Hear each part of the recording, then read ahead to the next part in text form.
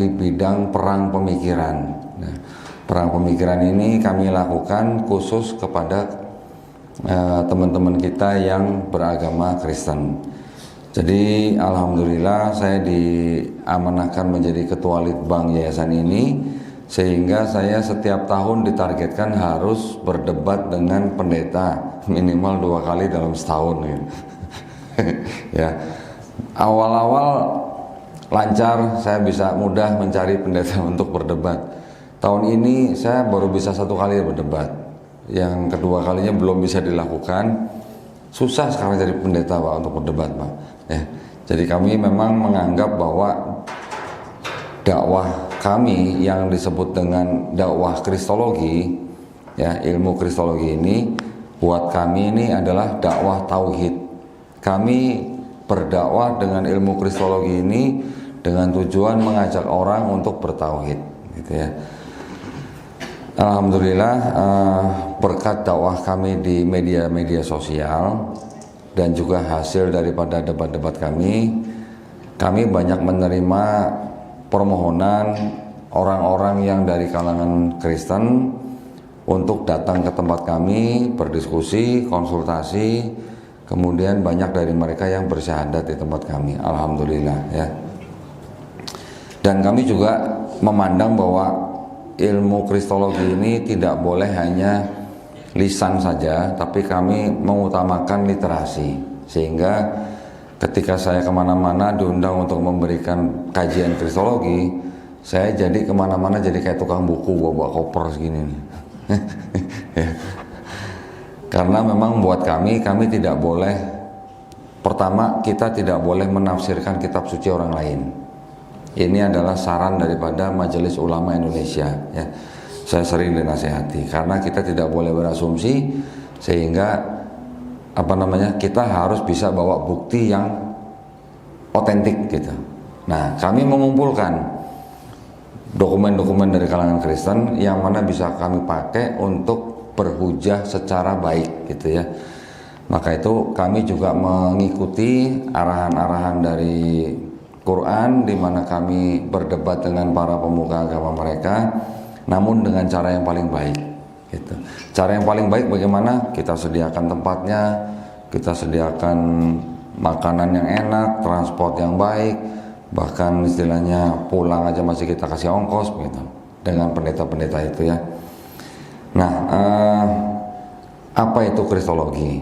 Kristologi itu adalah salah satu cabang ilmu yang mempelajari tentang posisi Yesus Kristus atau Nabi Isa alaihissalam di dalam agama Kristen. Kenapa kok kita belajar kristologi? Karena mereka juga belajar Islamologi. Pernah dengar Pak Islamologi? Ya, orang-orang Kristen punya sekolah tinggi, namanya Sekolah Tinggi Teologi. Mereka di dalamnya juga ada mata pelajaran Islamologi ya. Selain itu di sekolah tinggi teologi mereka juga ada kebanyakan ya, mungkin tidak semua, tapi kebanyakan dari sekolah tinggi tersebut mempunyai salah satu persyaratan bagi mahasiswa yang mau lulus, itu harus bisa memurtadkan orang, mengajak orang lain dari luar agama mereka masuk agama Kristen. Itu sudah standarnya mereka ya. Nah, jadi kenapa dari kami belajar kristologi?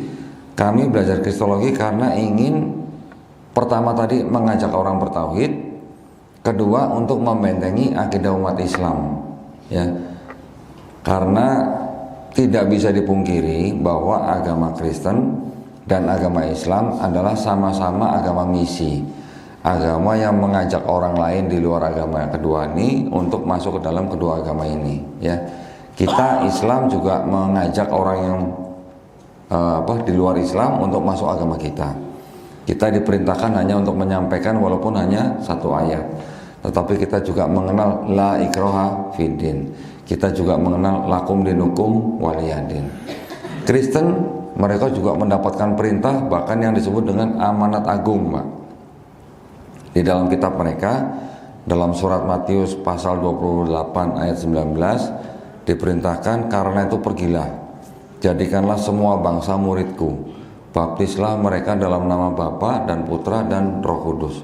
Perintahnya seperti itu, Pak. Ya. Jadi kalau belum selesai dibaptis, belum selesai urusan pekerjaan mereka gitu.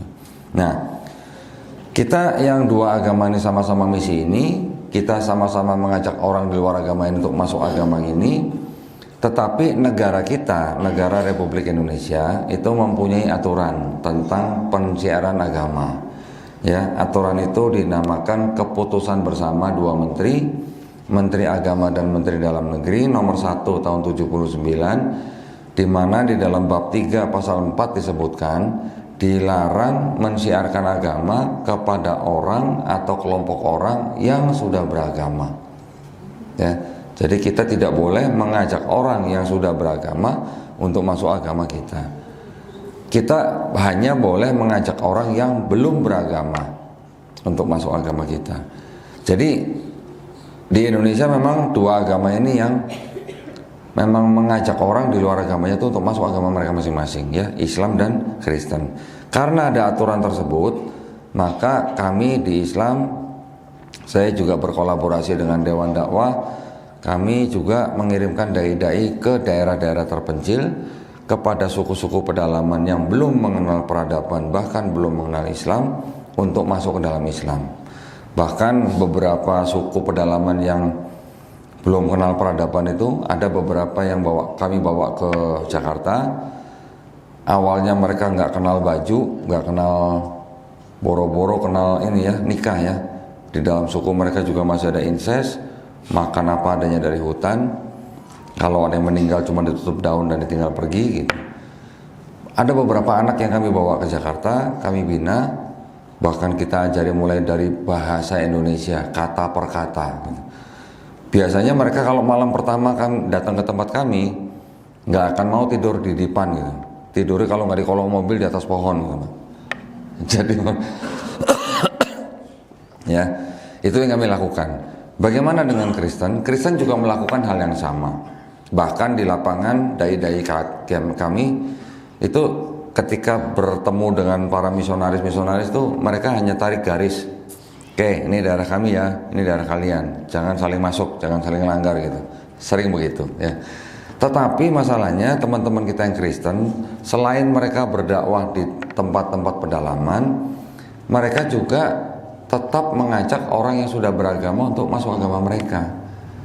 Tetap ada yang berani door to door gitu, ya, ketuk-ketuk pintu rumah orang yang sudah beragama, memberikan brosur, pamflet, barang cetakan, buku untuk mengajak orang itu masuk ke dalam agama mereka. Itu yang masih terjadi, ya. Di daerah Jawa masih banyak. Saya akan perlihatkan beberapa contoh buku-buku ya atau Bible mereka ya yang sering dibagikan kepada umat Islam ya, izinnya Pak ya. Sebelumnya saya boleh izin ke DKM memperlihatkan kitab-kitab orang lain di sini, boleh Pak? Boleh ya.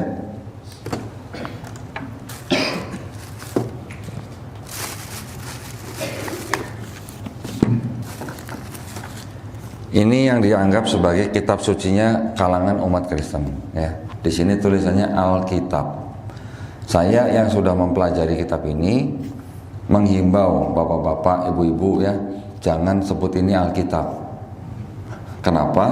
Karena Al-Quran kita nama lainnya juga Alkitab. Jadi kalau saya menyarankan sebut aja ini Bible gitu Pak. Bible itu bahasa Inggris ya. Kalau bahasa Ibrani Yunaninya tuh Biblos gitu. Biblos tuh kumpulan buku-buku gitu ya. Tapi selain kitab yang seperti ini, mereka juga bikin kitab yang seperti ini. Ada tulisannya Pak nih, kitab suci Injil. Ya, ada tulisannya kan, kitab suci Injil. Kita sebagai umat Islam sering membaca di dalam Quran Nabi Isa Al-Masih putra Maryam diberikan Injil, kitab Injil ya, untuk Bani Israel. Pertanyaannya kan jadi begini, apakah ini kitab Injil yang diterima oleh Nabi Isa putra Maryam untuk Bani Israel? Bukan. Kita mungkin bisa bilang bukan, tetapi orang-orang saudara-saudara kita yang mungkin di kota-kota kecil, kota-kota pedalaman, ketika rumah mereka diketuk pintunya, ya di perbatasan misalnya, diketuk pintunya, disodorkan kitab ini loh kitab Injil yang diterima oleh Nabi Isa Al-Masih gitu. Kalau orang-orang saudara-saudara kita yang awam melihat ini mungkin bisa jadi percaya, apalagi kalau di bawahnya ada sembako gitu. Betul nggak Pak? Ya, jadi mereka di bawah ini selain bikin tulisan kitab Injil, juga di sini yang disebut dengan Yesus Kristus di kitab ini ditulisnya Isa Al-Masih.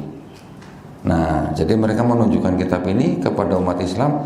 Ini loh kitab Injil yang diterima oleh Isa Al-Masih. Di sini tulisnya Isa Al-Masih, Pak. Di sini juga masih ada kata-kata insya Allah. Ya, nanti ada kitab semacam ini juga. Kalau lihat bentuk dari jauh mirip Quran nggak, Pak? Mirip ya. Ini juga dibagi-bagikan ke rumah orang Islam. Ya, tulisannya Injil.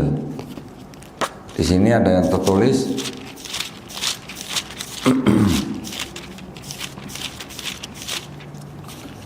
Yesus Sang Mesias dalam kurung Isa Al-Masih. Nah, ya, jadi ini cara-cara mereka untuk mendekati umat Islam dan mengajak umat Islam masuk agama mereka. Ini yang melanggar keputusan bersama nomor 1 tahun 79 tersebut, ya. Namun sayangnya di dalam keputusan bersama nomor 1 tahun 79 tersebut sanksinya tidak begitu tegas. Sanksinya hanya apa? Akan dikenakan sanksi sesuai dengan ketentuan hukum yang berlaku. Ketentuan hukum yang berlakunya dari mana? Mungkin dari KUHP dan sebagainya. Jadi di keputusan bersama sendiri tidak ada sanksi untuk yang melanggar keputusan bersama tersebut. Sanksinya melihat dari ketentuan yang lain, gitu. Ya, jadi ini masih cukup memprihatinkan. Orang Kristen sendiri ketika keputusan bersama ini sebelum diresmikan, itu mereka yang paling banyak menolak keputusan ini. Dengan alasan apa? Dengan alasan kebebasan beragama. Mereka mengutip dari Undang-Undang Dasar 1945 pasal 29 ayat 2. Setiap warga negara mempunyai hak yang penuh untuk memilih dan menjalankan agama dan kepercayaannya masing-masing. Berdasarkan itu mereka memprotes keputusan bersama tersebut. Padahal keputusan bersama tersebut itu hanya mengatur tentang dilarang mensiarkan agama kepada orang yang sudah beragama, gitu. Ketika orang sudah beragama kan dia sudah menggunakan haknya, gitu. Nah, itu yang dilarang oleh negara untuk dibujuk masuk ke dalam agama lain, ya. Atas dasar itulah kami juga berjuang bersama dengan teman-teman kami yang lain di beberapa wilayah di Indonesia. Kami juga membagi Indonesia menjadi 8 wilayah, ya. Kenapa kami bagi menjadi 8 wilayah? Karena mereka juga membagi Indonesia menjadi 8 wilayah. Jadi kami menyamakan wilayah kerjanya dengan mereka, ya. Khususnya di daerah-daerah perbatasan juga kami juga bekerja sama dengan ormas-ormas Islam yang lain, seperti contohnya Forum Dakwah Perbatasan yang ada di Aceh ini. Kami juga mempunyai beberapa SDM seperti di Sumatera Utara, ya, khususnya bagi tempat-tempat yang Islamnya minoritas, gitu. Kami juga kemarin berdakwah di Brastagi, Tanah Karo, ya, di mana tempat kami berceramah dikelilingi oleh gereja-gereja, banyak gereja. Ya. Nah, itulah yang kami lakukan. Alhamdulillah sekarang hampir setiap hari saya di Jakarta menerima tamu untuk berdiskusi. Yang datang ke tempat kami tidak hanya orang-orang Kristen yang mencari kebenaran di dalam kitab mereka sendiri, tapi juga umat Islam, Pak. Nah, umat Islam yang datang ke saya biasanya kalau nggak bawa suami atau istrinya yang murtad atau mau murtad, bawa anak-anaknya yang sudah mau murtad atau yang sudah murtad, gitu.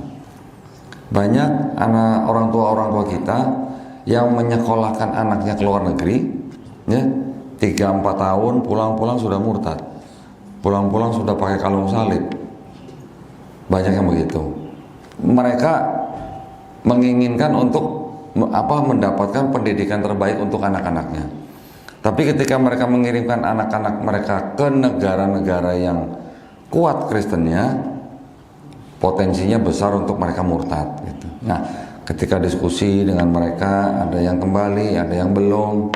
Yang dengan orang Kristen juga begitu, ada yang banyak yang bersyahadat tapi juga ada yang belum gitu. Dan tidak semua dari mereka mau ditayangkan di YouTube. Karena apa? Masalahnya dengan keluarga, dengan lingkungan, dengan pekerjaan mereka. Bahkan ada yang bersyahadat di tempat saya 1 minggu kemudian dipecat dari perusahaannya.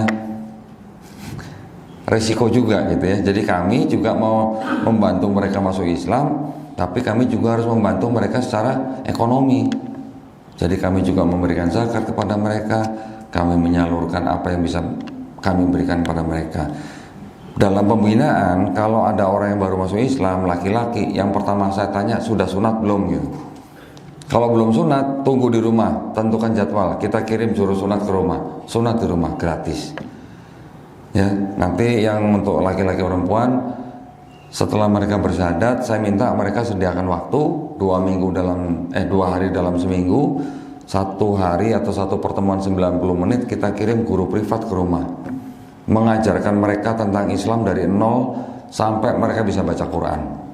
Itu yang kami lakukan. Tapi yang di tempat saya mengelola tuh hanya daerah se-Jabodetabek.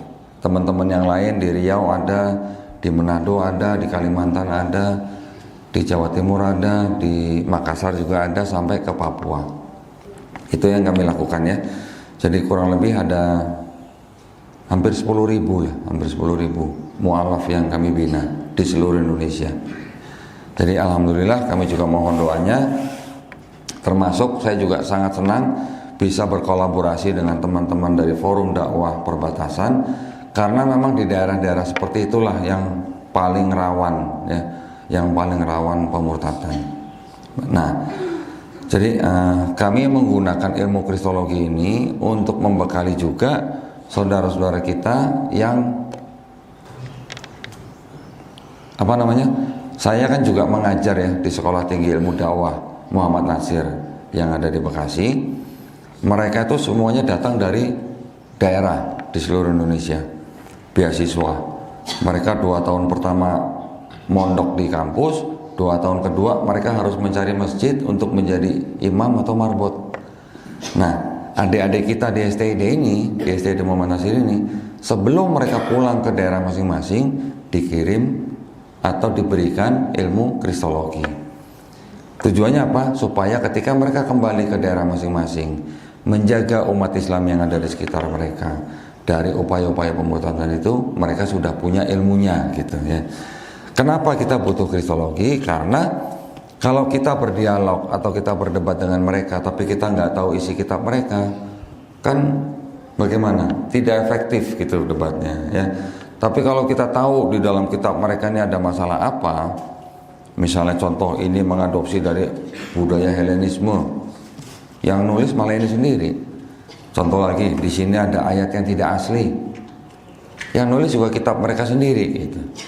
Saya bawa sebuah kitab ya. Ini juga sama Pak, ini juga kitab suci mereka Pak ya. Ini namanya kitab suci Katolik Pak nih. Nah, kitab suci Katolik, di sini ada tulisannya apa nih? Tidak untuk diperdagangkan. Jadi tidak semua orang bisa dapat ini gitu. Kalaupun ada yang jual, harganya bisa di atas 10 juta ini Pak. Kemarin ada yang nawarin saya 15 juta nih. Ya. Saya dapat dari mana? Ada deh gitu. Saudara-saudara kita yang sedang butuh duit gitu ya. Ya, bahkan saya punya kitab di studio kita cetakan 1916. Masih ada yang jual tuh. Ya, harganya bisa hampir 70 juta gitu. Jadi kami kumpulkan begini buat apa? Ya, satu buat takut-takutin pendeta. Kedua, memang ada yang bisa kita manfaatkan dari sini untuk membantah hujah mereka. Contoh nih ya, ini contoh paling nyata nih ya. Izin minum dulu Pak ya, ini suaranya udah mulai hilang nih.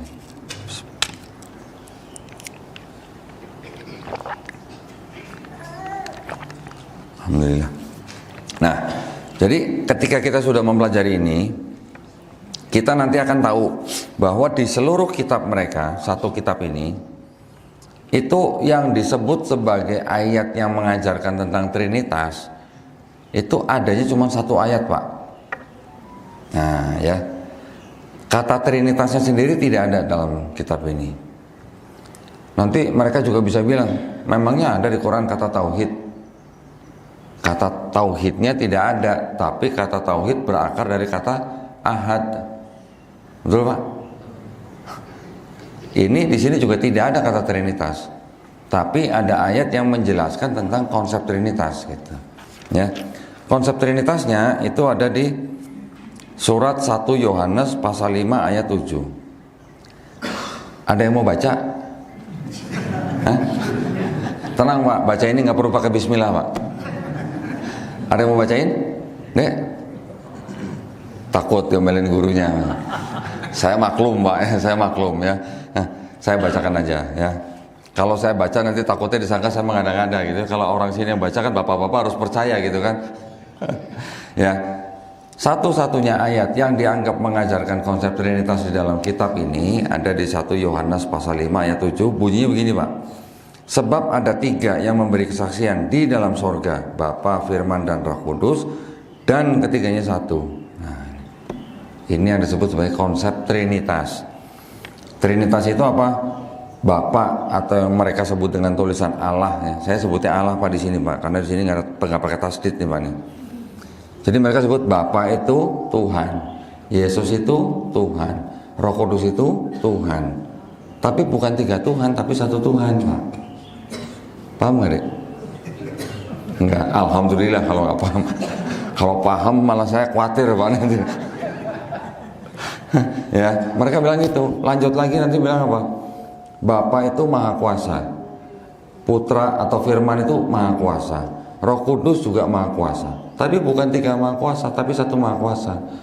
Jadi orang Kristen, Pak, yang aliran Trinitarian atau yang mengikuti aliran Trinitas, mau sampai mereka diapain pun mereka akan bilang Tuhannya Esa, Pak. Tetap bilang Tuhannya Esa. Tapi, nah selalu ada tapinya kalau orang Trinitarian itu, Pak. Tuhan kami Esa, tapi bisa bermanifestasi dalam 3 pribadi. Itu selalu doktrin mereka. Nah itu buktinya hanya ada di 1 ayat ini, ya. 3 pribadi, 1 disebutnya ketiganya 1. Di kitab ini, Pak, selain ada ayatnya, ini juga ada catatan kakinya, ya. Saya tadi lupa tunjukin depannya nih. Nah ini, Kitab Suci Katolik dengan pengantar dan catatan lengkap tahun 2009 dipersembahkan kepada umat Katolik Indonesia oleh Direktorat Jenderal Bimbingan Masyarakat Katolik, Departemen Agama Republik Indonesia, percetakan Arnoldus ND. Departemen Agama Republik Indonesia, Pak. Resmi nggak, Pak? Resmi. Ya. Di sini selain ada ayatnya, ini ayat nih, Pak. Ini tafsirnya nih. Nah,